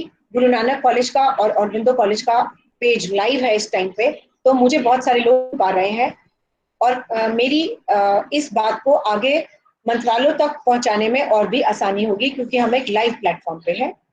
तो ये आपको सारे आइडियाज को जोड़कर हम मंत्रालयों को लिखेंगे गुरु नानक और औरबिंदो कॉलेज की तरफ से कि हमने ये आइडिएशन वर्कशॉप कराई थी, जो इंटरनेशनल वर्कशॉप थी, जिसमें इतने लोगों ने पार्ट लिया, कहाँ के सदस्य जुड़े, तो हमारे सामने ये आइडियाज आए हैं। तो कृपया आप इनको अपनी पॉलिसी इम्प्लीमेंट करिए, और प्रोसेस को क्राइसिस सिचुएशन में हम इसको कैसे यूज कर सकते हैं वो करिए। जैसे मैंने आपको बताया कि वहां पे रूरल एरियाज में, मैं आपको एक एग्जांपल दे रही हूँ, रूरल एरियाज में कोई ना कोई इंडस्ट्री जरूर होती है, तो आप उन्हीं के साथ हैंडशेक कर सकते हैं, आप उनसे फाइनेंशियल हेल्प ले सकते हैं, क्योंकि जहाँ पे भी इंडस्ट्री है वहां पे इंटरनेट फैसिलिटी जरूर हो, तो आप उनके साथ थोड़ी सी मदद की उम्मीद कर सकते हैं, क्योंकि आपको ये पता है कि कंपनीज एक्ट 2013 के अंडर कॉर्पोरेट सोशल रिस्पॉन्सिबिलिटी के अंडर हर कंपनी को 2% अपने प्रॉफिट्स को कॉर्पोरेट सोशल रिस्पॉन्सिबिलिटी के अंदर खर्चना पड़ता है। मैं अपना आइडिया शेयर कर रही हूँ, आपको अच्छा लगे तो आप इसको आगे और बढ़ाएं, और नहीं अच्छा लगे तो आप सुन लीजिए बस। तो आप ऐसे कोई भी इंडस्ट्री रूरल एरियाज में, ये मेरा अपना पर्सनल मानना है कि कोई ना कोई ऐसी एफ्लुएंट फैमिली होती है, रिच फैमिली होती है, जिनके पास सभी साधन उपलब्ध होते हैं, तो हम उनसे थोड़ी उम्मीद कर सकते हैं कि वो अध्ययन के कार्य को बढ़ा सकते हैं, हमें फाइनेंशियल हेल्प दे सकते हैं, वहाँ के गरीब बच्चों के लिए एक छोटा सा डिजिटल क्लासरूम बना सकते हैं कि वो बच्चे वहां पर आए और हम डिजिटल मोड्स के साथ अपनी बात वहां पे पहुंचा सकें। कॉलेज है तो कॉलेज में तो फंडिंग और भी आसान होती है, क्योंकि मंत्रालयों की बहुत सारी ऐसी स्कीम्स हैं जिनके बारे में आपको नहीं पता। इसमें हमें गवर्नमेंट को दोष नहीं देना चाहिए, इसमें दोष हमारा अपना है, क्योंकि हमें उन स्कीम्स के बारे में नहीं पता। तो कृपया अपने अपने इंस्टीट्यूट्स में सिर्फ ऐसी वर्कशॉप्स कराइए जिसके अंदर गवर्नमेंट की स्कीम्स के बारे में बात की जाए, गवर्नमेंट की स्कीम्स के बारे में पता चल पाए कि हम कहाँ से सुविधा ले सकते हैं, कहाँ से फंडिंग ले सकते हैं, कौन सी ऐसी जगह है जो हमें इंक्यूबेशन सेंटर सेटअप करवा सकती है, कौन सी ऐसी इंस्टीट्यूशन है जो हमें एक्टिविटी को बढ़ा सकती है। उसके बाद है 3.2.1 institution has created an ecosystem for innovation including incubation. इसके बारे में मैंने आपको भी बताया। इसमें आपको 500 शब्दों में नैक को इंफॉर्मेशन देनी है। मैं आपको थोड़ा सा एक एग्जांपल दूंगी, जैसे उन्नत भारत अभियान है, अटल कम्युनिटी इनोवेशन सेंटर है, ऑनलाइन ऑर्डर है, कमिंग सून इसलिए एग्जांपल है, जैसे फूड बडी है, वेटर ऑन व्हील्स है। तो इस तरह का आप इनोवेशन अपने कॉलेज में लाइए, बच्चों को बढ़ाइए। मैं ऐसे इतने एग्जांपल्स आपको दे सकती हूँ कि बच्चे ग्रेजुएशन भी नहीं करते और वो कमाना शुरू हो जाते हैं। एंटरप्रेन्योरियल सेल शुरू करिए, इनोवेशन में कुछ MOU साइन करिए, आपके पास सुविधा नहीं है तो दूसरे के पास सुविधा है, तो वो मिलकर आपको मदद जरूर करेंगे, क्योंकि सभी का ध्येय कोऑपरेशन है, कंपटीशन नहीं है। और जितनी भी वर्कशॉप सेमिनार है वो 3.2.2 पे IPR पे इस तरह की आपको जरूर करवानी चाहिए। क्यों करानी चाहिए? क्योंकि ये रिसर्च मेथोडोलॉजी और एंटरप्रेन्योरशिप, इंडस्ट्री, एकेडमिया को मिलाना, ऐसी वर्कशॉप से आपको बहुत फायदा मिलेगा। और मैंने जैसे कि आपको बताया कि रिसर्च पब्लिकेशंस आपको बढ़ानी है। मैं आपको थोड़ा सा यहाँ पे बताना चाहूंगी कि यूनिवर्सिटी ग्रांट कमीशन हमेशा इसके ऊपर बहुत ध्यान देती है कि प्रीडेटरी जर्नल्स, फेक जर्नल्स, उनकी लिस्ट से बाहर हो जाए। और ये बहुत सराहनीय कदम है, क्योंकि अब ये बिजनेस बन गया है। जैसे ही हमारा API स्कोर का प्रावधान आया था, मैं आपको बता नहीं सकती कि कितने ही ऐसे पेपर लिखो, शाम को पब्लिश हो जाएगा। आप 2000 दो, 5000 दो, 10,000 दो, 11,000 दो, 20,000 दो, आपका पेपर एक दिन में पब्लिश भी हो जाता है। ऐसे जर्नल्स भी देखे गए थे। तो ऐसी माल प्रैक्टिसेस को देखकर, रिसर्च एथिक्स को देखकर ये सारे जर्नल्स को उस लिस्ट से निकाल दिया है। और अब हमारा UGC लिस्टेड जर्नल नहीं कहलाता, लिस्टेड केयर जर्नल कहलाता है। तो कृपया जो भी रिसर्चर्स हैं वो ऐसी ऐसी जगह पे पब्लिश करें कि वो UGC स्टैंडर्ड ऑपरेटिंग डॉक्यूमेंट्स में दी गई है। इसमें आपको बताना है NAAC को 3.2 में कि आपके ऐसे कितने पूरा व्याख्यान देना है कि उन्होंने UGC लिस्टेड पेपर्स में, और अगर आपने कोई नेशनल या इंटरनेशनल 5 और 10 नंबर आपको वो देती है। रिसर्च पब्लिकेशन अवार्ड्स का मैंने आपको बताया, ये नंबर ऑफ PhD आपके अंडर कितने हुई, लोगों ने करी, इसके 5 नंबर हैं। नंबर ऑफ PhD रजिस्टर्ड पर eligible teacher during last 5 years, इसके 5 नंबर हैं। नंबर ऑफ रिसर्च पेपर्स पर teacher in UGC listed journals for last 5 years, इसके 10 नंबर हैं। अगर आपने किसी किताब में चैप्टर लिखा है या कोई कॉन्फ्रेंस की प्रोसीडिंग बनाई है, इसके भी आपको 10 नंबर मिलेंगे। ऐसे करोड़ बाग जाना है और एक पब्लिशिंग हाउस में जाना है, तो मैं उसका एड्रेस अगर मुझे नहीं पता होगा तो मैं नहीं पहुंच सकती। तो मैं गूगल की लोकेशन में डाल के मैं वहां तक पहुंच सकती हूँ। उसी तरह से अगर आपकी पब्लिकेशंस के बारे में आपके पब्लिश करी है उन्होंने, उसके रिसर्च डॉक्यूमेंट्स है, रिसर्च गाइड कितने हैं, उस तक पहुंचना है, तो आपको अपने रिसर्च बटन का एड्रेस देना पड़ेगा। उस रिसर्च बटन में क्लिक करेंगे तो आपको गूगल ड्राइव पे काम करना पड़ेगा एडिटेबल वे में, कि इस साल में, इस 6 महीने में हमारे टीचर्स का ये रिकॉर्ड आपको कॉन्टिन्यूसली अपडेट करना चाहिए। और आपको अपने टीचर्स को इनकरेज करना चाहिए कि आपके इतने लोग PhD करवा रहे हैं, वो PhD अप्रूव गाइड्स हैं। और नहीं तो आप अपने वेबसाइट का स्क्रीनशॉट भी एज अ प्रूफ NAAC को दे सकते हैं, और NAAC उस चीज को मानता है। तो उसके बाद है आपका जो रिसर्च पब्लिकेशंस जो है, मैंने आपको बताया, उसको लेकर, उसकी पब्लिकेशन को लेकर आपको बहुत ज्यादा ध्यान रखना है कि UGC listed, care listed journal में हो, और उसका इम्पैक्ट फैक्टर भी हाई हो। मैं आपको थोड़ा सा बताना चाहूंगी कि पब्लिकेशंस को लेकर आपको थोड़ा सा ध्यान से पब्लिश करना है। आप कम करिए पर अच्छा काम करिए। जो ऐसे जर्नल्स जो वेब ऑफ साइंस में लिस्टेड हैं, ऐसे जर्नल्स जो साइंस साइटेशन इंडेक्स में लिस्टेड हैं, ऐसे जर्नल्स जो UGC केयर लिस्टेड में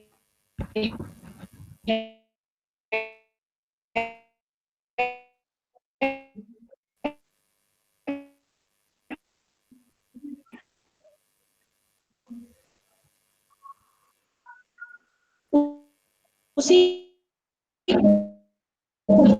आपको अपना टारगेट बनाना चाहिए। और मैं लक्ष्मी जी से NAAC में बहुत, अभी मैंने नेशनल रैंकिंग इंस्टीट्यूशन फ्रेमवर्क की वो के लिए अप्लाई किया था, और मैंने अपनी इंफॉर्मेशन अपने, और जो मेरे इतनी हैरानी हुई कि वहां से मुझे मेल आया कि आपका इतने जर्नल्स वेब ऑफ साइंस में है, तो आपका साइटेशंस ऑरबिंदो इवनिंग का 200 पॉइंट से बढ़ गया। तो मुझे इस चीज इतनी खुशी हुई कि हमारे टीचर्स जो भी काम कर रहे हैं वो ये तरीके से कर रहे हैं कि हमारे काम की रिकॉग्निशन भी हो। सिर्फ नंबर पढ़ाने से कुछ नहीं होता है, आप अपने जो भी काम करें उसमें थोड़ा सा ये ध्यान रखें कि चाहे आप साल में सिर्फ 2 काम करें। मैं आपको थोड़ा सा नैक के बारे में बताना चाहती हूँ कि नैक ज्यादा एक्सपेक्ट नहीं करती है टीचर से। एक नॉर्मल जो मैं आपको प्रैक्टिस बता रही हूँ, क्योंकि मैं नैक और IQAC क्लस्टर से जुड़ी हूँ, तो वहां से मुझे ये इन्फॉर्मेशन मिली है कि लगभग 5 पेपर अगर एक टीचर के इन 3 लिस्टेड जर्नल्स जो मैंने आपको बताया, web of science, UGC listed, या कोई साइटेशन जिसका बहुत हाई है, स्कोपस लिस्टेड है, तो ऐसे सिर्फ 5 एक्सपेक्ट करती है, तो एक साल में आप एक तो कर ही सकते हैं। अच्छा काम करिए। और आपको उसमें क्या करना है कि आपको उस जर्नल का कवर पेज और ISBN नंबर भी उसमें आपको मेंशन करना है। कि हम बताना चाहूंगी, सिर्फ 2 मिनट की बात रह गई है, कि उसमें आपको टाइटल देना है पेपर का, ऑथर का नाम देना है, जर्नल का टाइटल देना है, किस ईयर में आपको पब्लिश हुआ वो देना है। बाकी इसमें लाइब्रेरियन का जो डॉक्यूमेंट नैक ने दिया हुआ है, तो नैक में सब, बाकी लाइब्रेरियन जो है वो थोड़ा सा इसमें उसका काम अपने आप निकाल लेगा इनफ्लिबनेट से, जो कि लाइब्रेरी का रिसोर्स है, और वो ऑटोमेटिकली स्कोर्स कैलकुलेट हो जाते हैं। ऑटोमेटिक सब चीजें अंदर से कनेक्टेड हैं। आप इस चीज के लिए बिल्कुल हैरान होने की जरूरत नहीं है, आपको सिर्फ अपनी इंफॉर्मेशन देनी है अपने लाइब्रेरियन को। लाइब्रेरियन पूरा स्कोर अपने आप निकाल के आपको देगा कि इंस्टीट्यूशन का जो वेब ऑफ साइंस का, या आपका जो गूगल स्कॉलर का, या फिर स्कोपस का कितना ज्यादा साइट स्कोर है, लोगों ने आपको कितना साइट किया हुआ है, आपकी ऐसी कितनी पेपर्स हैं जो लोगों ने 10 से ज्यादा साइट की हुई है। तो इस तरह का मैट्रिक्स वो ऑटोमेटिकली आपको, एक्टिविटीज का मतलब होता है अपनी नेबरहुड कम्युनिटी को हेल्प करना, बच्चों को सोशल इश्यूज के बारे में बताना। तो ये आप अपनी अपनी पॉलिसी अपने हिसाब से बता सकते हैं। जैसे मैंने आपको पहले दिन बताया था, मैंने जॉय ऑफ गिविंग वीक बनाया था, जो भी नियर बाय स्लम है उसको अडॉप्ट कर लीजिए, NSS के बच्चों को भेजिए, उसका डिजिटल रिकॉर्ड करिए, जियो टैग फोटो खींचिए कि आपके बच्चे वहां पे वॉलंटियर कर रहे हैं, एड्स अवेयरनेस कैंप लगा रहे हैं, जेंडर इश्यूज की बात कर रहे हैं, वुमेन हेल्पलाइंस में उनको मदद कर रहे हैं, ऐसी चीजें कर रहे हैं कि उनको लीगल हेल्प भी मिल सके। तो जो कनेक्शन है या जिस तरह की भी आप सोशल सर्विस करना चाह रहे हैं, इसको नैक बहुत ज्यादा महत्व देती है। तो ये PG लेवल में इसके मार्क्स 50 हैं और UG लेवल में 60 हैं। तो आप ये सोच सकते हैं कि इस तरह की सोशल एक्टिविटीज करने से, किसी NGO के साथ जुड़ने से, जो जिस NGO के साथ भी जुड़े उसका आप दर्पण ID जरूर देखिए। दर्पण ID मिनिस्ट्री, ये नीति आयोग में जो ठीक काम कर रहे हैं सिर्फ उन्हीं को मिलता है। तो जो भी काम करें उसमें थोड़ा सा केयरफुल काम करें कि आप किसके साथ काम कर रहे हैं। कल को आपको ये पता लगे कि जिस NGO के साथ आपने हाथ जोड़ा है वो गलत नहीं होनी चाहिए। NGOs वहां से चुनिए जो नीति आयोग में लिस्टेड, मैं फिर से बता रही हूँ, उनके पास दर्पण ID होना चाहिए। इस तरह के MOUs आप NGOs के साथ कर सकते हैं। एड्स अवेयरनेस कैंप लगा सकते हैं, विमेन को हेल्प कर सकते हैं, विमेन लिटरेसी वर्कशॉप्स करवा सकते हैं। ये मैं अपने एग्जांपल्स दे रही हूँ जो हम लोग करवा रहे हैं अपने कॉलेज।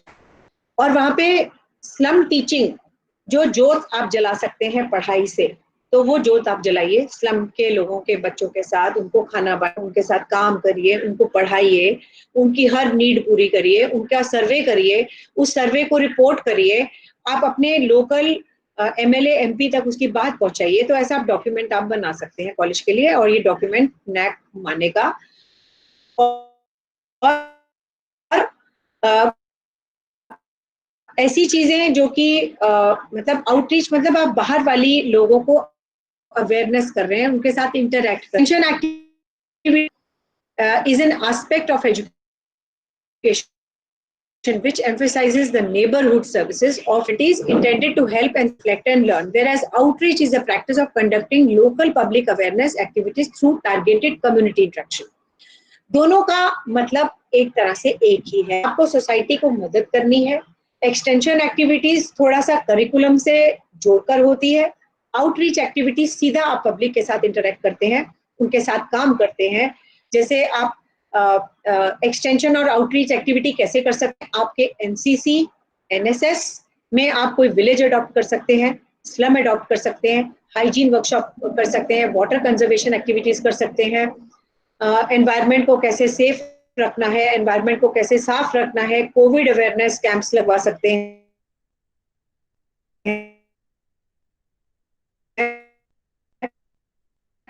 सोशल पॉलिटिकल कॉन्शियसनेस आप दे सकते हैं. तो ये सोशल, इनकी मैं आपको एक एग्जांपल दे रही हूँ.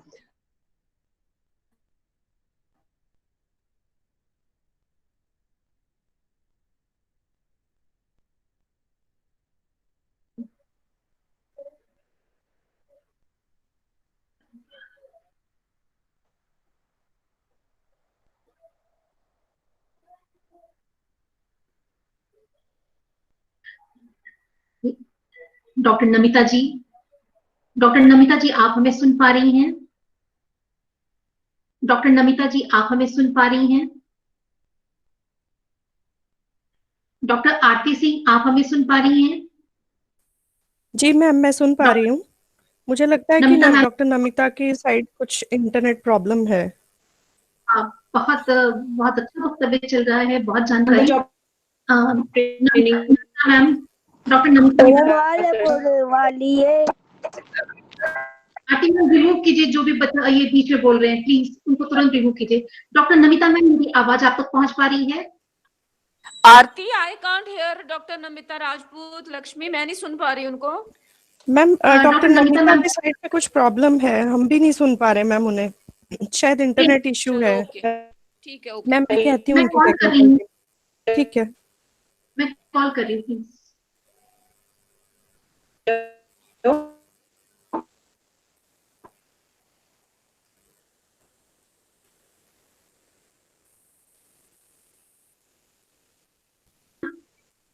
मैम आपकी वॉइस बिल्कुल चली गई इधर से. हाँ प्लीज आप कनेक्ट हुई. डॉक्टर नमिता मैम कुछ टेक्निकल प्रॉब्लम्स की वजह से डिस्कनेक्ट हो गई हैं, वो दोबारा से कनेक्ट हो रही हैं. डॉक्टर आरती प्लीज आप उन्हें कनेक्ट कीजिएगा. जी मैम. जी मैम. डॉक्टर आरती, मेरा आपसे एक निवेदन है, बीच में काफी डिस्टरबेंस हो रहा है. मेरा आपसे निवेदन है कि जिसकी भी वजह से ये प्रॉब्लम है मैम, प्लीज आप उन्हें फिर रिमूव कर दीजिए, फिर चाहे उसमें मैं भले खुद क्यों ना हूँ. मैम ये इंटरनेट की प्रॉब्लम आ रही है आज. मैम के एंड से ही आ रही है, बिकॉज आपको मैं बिल्कुल ठीक सुन पा रही हूँ, आपको भी मैं ठीक से सुनाई पड़ रही होंगी. आरती, जी मैम. मेरी आवाज मैं ऐसा चाहती हूँ कि हम लोग रिमूव हो जाते हैं अगर ज्यादा बर्डन है तो, जो नहीं, हमारे मैम. बाहर के गेस्ट डेलीगेट्स हैं, ताकि वो सुन पाए. डॉक्टर नमिता मैम हमारे साथ प्रॉब्लम नमिता मैम की साइड से आ रही है मैम. सुन पा रहे हैं? जी मैम. मेरी आवाज आ जी रही है? मैम. अब आ जी रही है मैम. आवाज? हाँ जी, हाँ यस जी, हाँ मैम. जी. तो मैं वो दो स्लाइड्स में रिपीट कर देती हूँ जो मैंने लास्ट में बताई हैं, जी जो मैम. जिसमें आपकी आवाज चली गई थी. मैं दोबारा से बता देती हूँ. मैं आपको ये बता रही थी कि 3.4 और 3.5 ये यूजी और पीजी के लिंकेजेस के 20 नंबर आपको मिलते हैं. इसमें आपको इस तरह से कनेक्ट होना है लोगों के साथ कि आपकी लीगल बाइंडिंग ना हो. जैसे रिसोर्सेज शेयर कर सकते हैं, इंटर्नशिप प्रोग्राम्स आप लॉन्च कर सकते हैं, on the job training programmes launch कर सकते हैं, प्रोजेक्ट वर्क कर सकते हैं, आप अपनी रिसर्च फैसिलिटीज शेयर कर सकते हैं, and it is totally academic. तो इसमें हम लीगल चीजों में ना जाएं तो बेटर है. ये विन विन सिचुएशन है, और हम एजुकेशनल इंस्टीट्यूट्स जो हैं वो इसी चीज में बिलीव करते हैं कि हम कोलैबोरेशंस के थ्रू एक दूसरे को बढ़ा सकते हैं. कंपटीशन के थ्रू एक दूसरे का हमें कोई मतलब नहीं है. तो हम कोऑपरेशन के तहत हम इस तरह के एमओयू साइन कर सकते हैं, बहुत आसानी से साइन कर सकते हैं, जहाँ पे एकेडमिक एक्टिविटीज, रिसर्च एक्टिविटीज का एक्सचेंज प्रोग्राम है. तो हम लोग जब मिलकर काम करेंगे तो एक से भले दो हैं, ये हमारे शास्त्रों में भी लिखा है. तो अगर हम दो इंस्टीट्यूट्स मिलकर काम करेंगे तो उसके रिसर्च आउटकम्स भी अच्छे होंगे, उसका फायदा भी ज्यादा लोगों तक जा पाएगा, और लिंकेजेस भी बेटर होंगे. तो आपको क्या करना है, बच्चों को इस चीज लिंकेजेस आप कैसे कर सकते हैं, या तो आप एकेडमिक, जैसे हम लोग अभी दोनों इंस्टीट्यूशंस मिलकर ये वर्कशॉप कर रहे हैं, ये एकेडमिक कोलैबोरेशन है। हम ट्रेनिंग रिसर्च के ऊपर दे सकते हैं, हम फैकल्टी एक्सचेंज कर सकते हैं कि एक प्रोग्राम आपने किया, एक प्रोग्राम आप हमारे कॉलेज में करिए, ऐसा कर सकते हैं।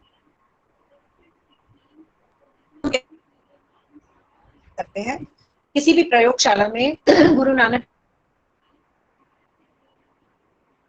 करेक्ट प्रोजेक्ट कर सकते हैं जो सोसाइटी के लिए वाइबल है, सोसाइटी के लिए अच्छा है, और इंडस्ट्रियल विजिट हम उनको करवा सकते हैं। तो इस तरह की चीजें हम लोग करेंगे तो एक इंस्टीट्यूट आगे बढ़ेगा, और उसको कोई रोक नहीं सकता इन एमओयूज को करने से, क्योंकि ये फंक्शनल एमओयूज कहते हैं हम इनको। आपको नेक्स्ट में क्या करना है, इन फंक्शनल एमओयूज की, जो कि रिसर्च एक्टिविटीज, एकेडमिक एक्टिविटीज को बढ़ाने की बात करते हैं, तो उनकी आपको copies, E copies, sanction letters with stamp year wise आपको रखनी है, और इसको एनुअल मोड पे भी आप रख सकते हैं, 3 साल के लिए भी कर सकते हैं, 5 साल के लिए भी कर सकते हैं, जैसा आपको ठीक लगे। पर मेरे हिसाब से एनुअल रिन्यूअल बेटर होता है, क्योंकि आपका कभी भी शिफ्ट करने का मन हो तो ऐसा नहीं है कि आपको कोई बंदिश नहीं होनी चाहिए कि हमें एक से जुड़ना ही जुड़ना है। तो एनुअली आप इसको कर सकते हैं।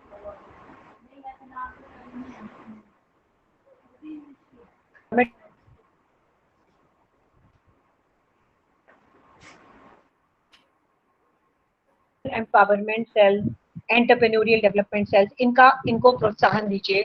जेंडर इक्विटी की बात करिए, ट्रांसजेंडर की बात करिए, अवेयरनेस वर्कशॉप्स की बात करिए, और इन सब का इलेक्ट्रॉनिक रिकॉर्ड बना के आपको नेट को देना। तो आप ये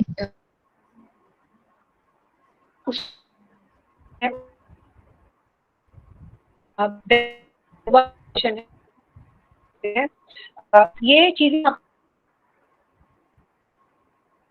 डोमेस्टिक वायलेंस का किसी को हुए देख रही है तो क्या उसको करना चाहिए, इस तरह की एक्टिविटीज को आपको स्प्रेड करना है, क्योंकि हमारा बच्चा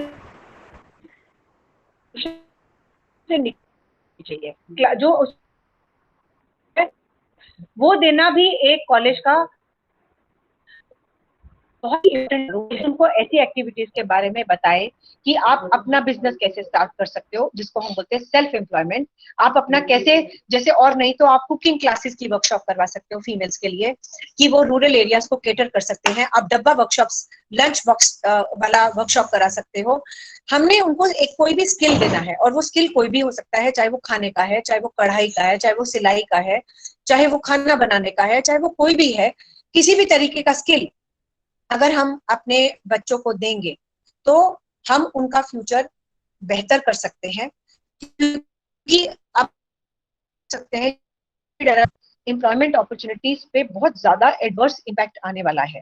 तो डिजिटल प्लेटफॉर्म्स पे कुकरी क्लासेस स्टार्ट कर सकते हैं, हम उनको यूट्यूब चैनल्स के बारे में बता सकते हैं। आपको ये पता होना चाहिए कि 500 अगर आपने एक चैनल अपना बनाया है, अपनी ऑर्गेनाइजेशन का चैनल बनाया है, उसको आप पेड भी कर सकते हैं कि 500 शेयर्स के बाद आपके कॉलेज को इनकम आनी शुरू हो जाएगी।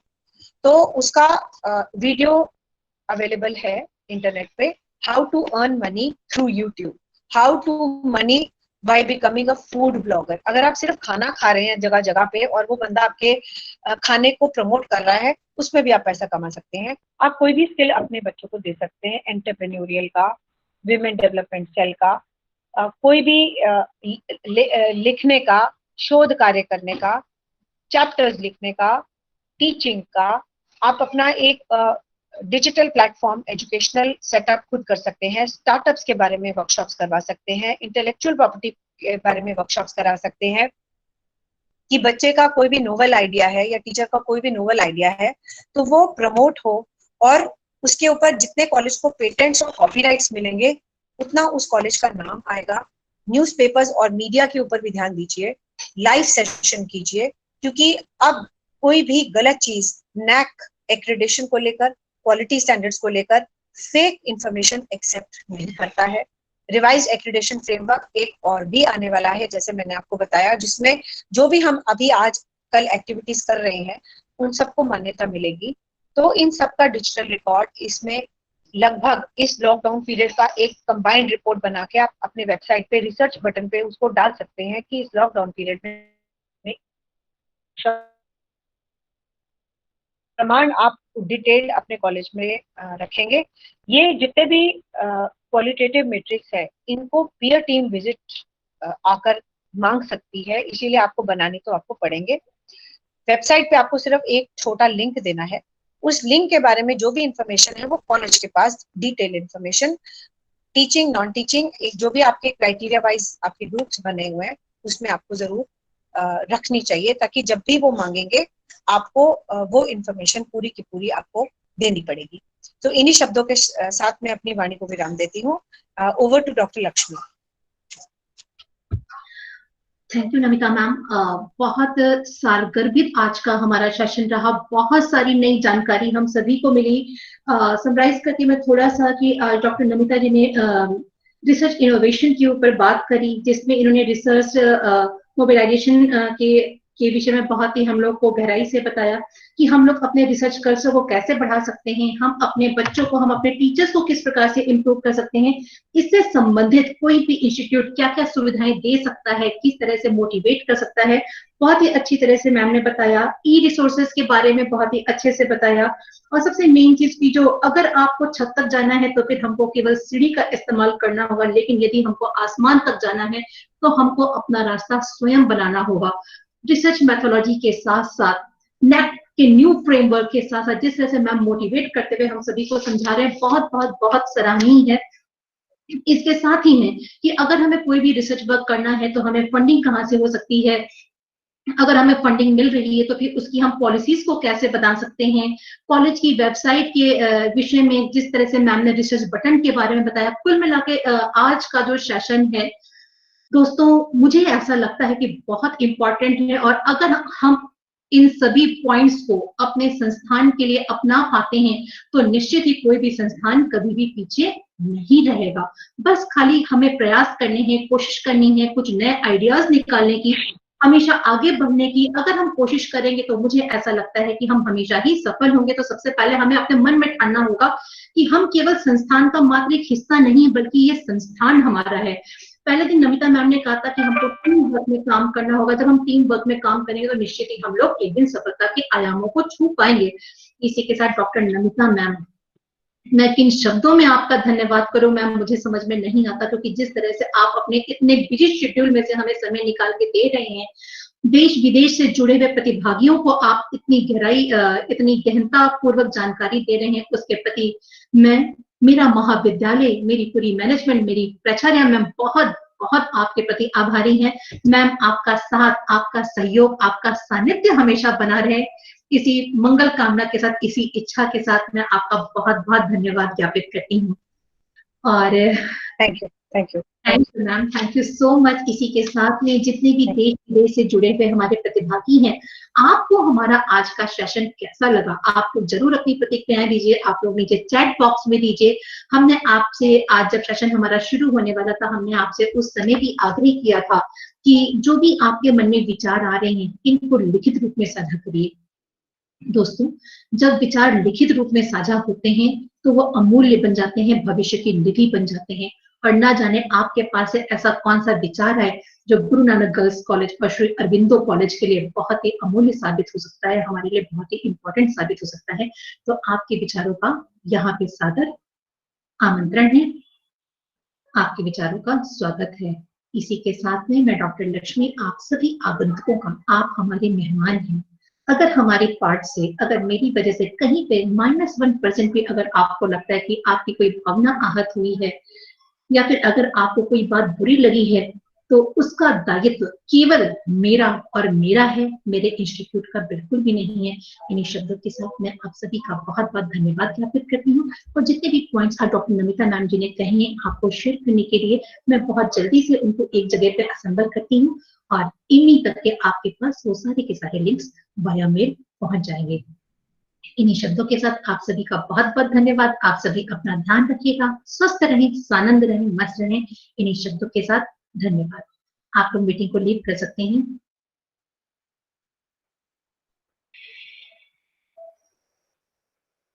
मैं बहुत बहुत धन्यवाद करना चाहूंगी